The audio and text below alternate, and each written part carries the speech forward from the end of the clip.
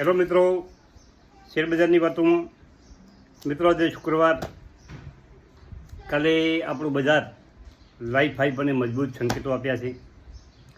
Nifty અને સેન્સેક્સમાં જોરદાર વધારો હતો, પરંતુ મિડકેપના શેરો ખૂબ ઘટ્યા, ગજબ ઘટ્યા. હવે આ તારમાં પણ મજબૂત બજાર અને ગિફ્ટ નિફ્ટી 25,530 ઉપર 40 પોઈન્ટનો વધારો.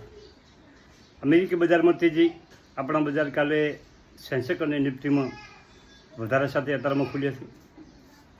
રોજ શુગરમાં 4 દિવસથી સતત તેજી છે, અને જે શેરડીના જે વધારે પકાવવાવાળા દેશો છે તે વરસાદ ઓછો છે, અને તેને કારણે માંગ વધવા દઈ સતત એમાં વધારો થઈ ગયો છે. ડાઉ જોન કાલે 1.6% જોરદાર વધારા સાથે ચાલી રહ્યો હતો, પરંતુ મિડ કેપ અને સ્મોલ કેપમાં કાલે શું થયું એની જરાક સમજીએ. આપણા ઇન્વેસ્ટરો કે તમે અને હું બધાએ, મારો પણ પોર્ટફોલિયો કાલે લાલ ઝોનમાં હતો. મોટા ભાગના શેરો કરતા હતા, તમારા પણ કરતા હતા. ઘણા મિત્રોની કોમેન્ટ પણ હતી કે બજાર વધે છે, પરંતુ અમારો પોર્ટફોલિયો તો છેલ્લા 4 દિવસથી સતત ઘટતો રહે છે. એનું એક કારણ, જો કાલે એફઆઈસીએ ખરીદારી કરી છે, ડીઆઈ ખરીદારી કરી છે. એફઆઈસીએ 2,548 કરોડની ખરીદી કરી છે કેશમાં, ડીઆઈ કાલે 2,000ની ખરીદી કરી છે કેશમાં.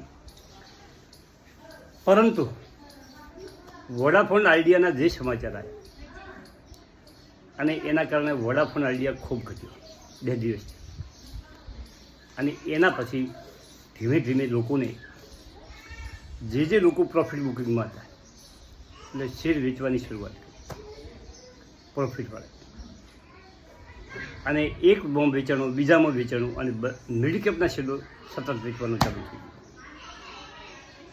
અને એના કારણે બજાર ઘટ્યું. પરંતુ એક પણ શેર કોઈ કારણસર ઘટ્યો નથી. આ જ એક મેઇન કારણ, બજાર વધી ગયું છે. આપણા શેરો પણ નીચે જશે.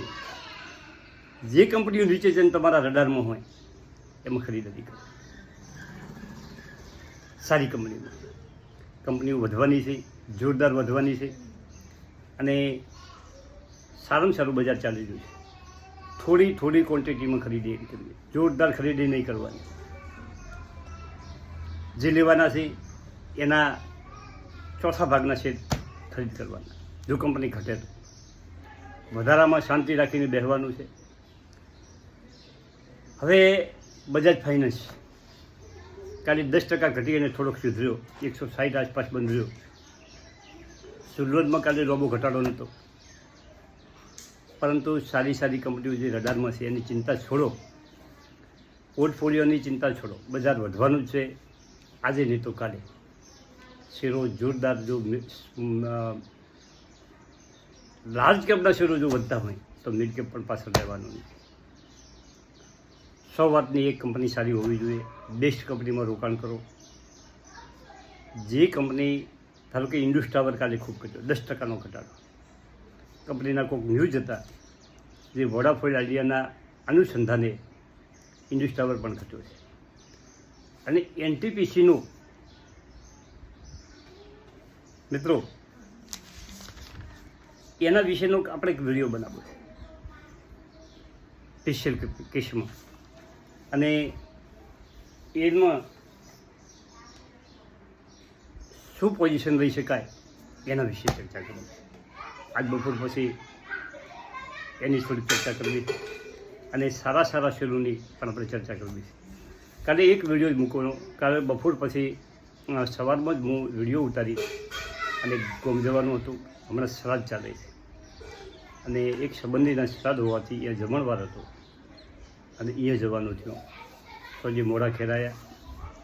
અત્યારમાં કોઈ શેર વિશે ચર્ચા કરવી છે, અને હવે ઓના પછી શનિ રવિ રજા આવશે. ઘણી કોમેન્ટો બાકી પડી છે, કોમેન્ટોના જવાબ આપવા છે. અને આ બધું બજારની ચિંતા છોડો. બજાર વધવાનું છે, સોનું વધવાનું છે, ચોલી વધવાની છે, જમીનના ભાવ વધવાના છે. તમારા પાસે જે પૈસા પડ્યા હોય પૈસા મત રાખો, રોકાણ કરો.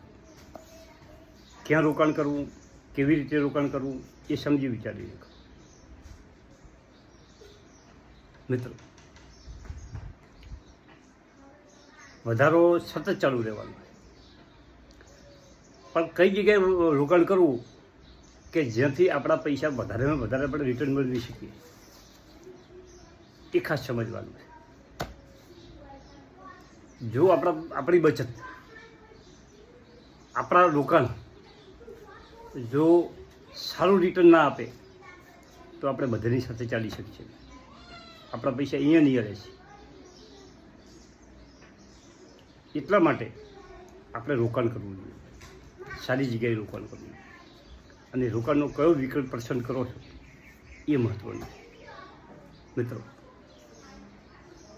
મ્યુચ્યુઅલ ફંડમાં એસઆઈપી પણ સરસ વિકલ્પ છે.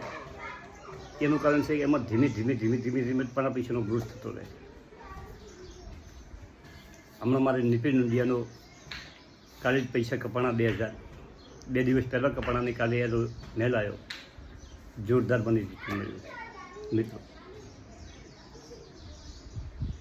થોડીક રકમમાંથી એક વટવૃક્ષ બનવાની કોશિશ કરી જોઈએ.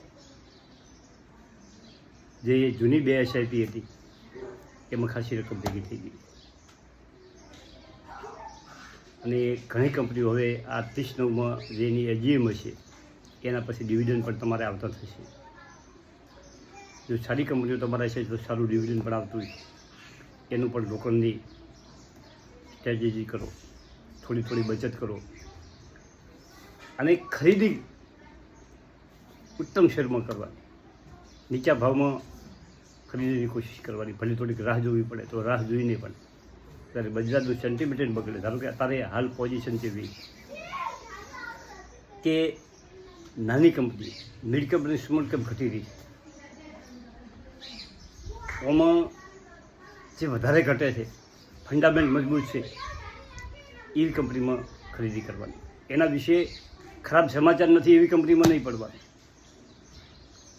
ખરાબ સમાચાર હોય કોઈ કારણસર અને ઘટે તો એમાં નહીં પડવાનું, પરંતુ કોઈ કારણસર બજારનો ઘટાડા સાથે જો ઘટતી હોય તો એમાં ખરીદી કરી છે. અને બજારનો શેર હજી ઘટે કદાચ તો એમાં થોડા શેર એક થતો રહેવા. જો લાંબા સમયનું રોકાણ કરવું હોય તો ચિંતા છોડ્યા વગર રોકાણ કરવાનું. જીઓ ફાઇનાન્સમાં પણ થોડા શેર નોખતું રહેવાનું, એનો પણ સમય આવશે. તમારો મિનિમમ 2-5 વર્ષનો એમાં રોકાણ કરી શકો એવી પોઝિશન હોય તો જ આવી કંપનીઓ ચાલવાની. થોડા દિવસમાં શેરબજારમાં કશું શક્ય નથી. ઠીક છે, કોઈ કારણોસર તમને 1-2 કંપનીઓ પ્રોફિટ અપાવી શકે તો ટૂંકા સમયમાં. અને પ્રોફિટ બુકિંગની જે વાત છે એમાં મિત્રો જેને અનુકૂળ આવે પ્રોફિટ બુકિંગ કરી શકે. બધાની સમજ અલગ અલગ હોય છે. મિત્રો, થેન્ક યુ, આભાર.